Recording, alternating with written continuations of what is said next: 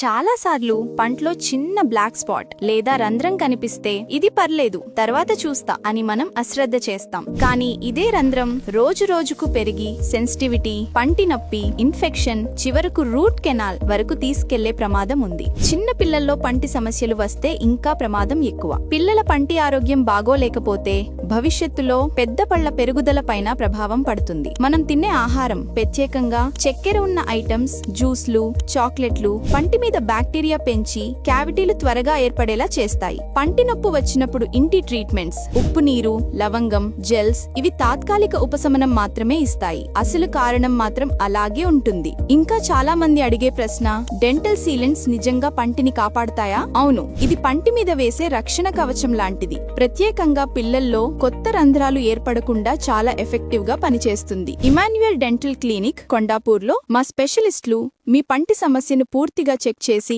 సరైన చికిత్స చేస్తారు.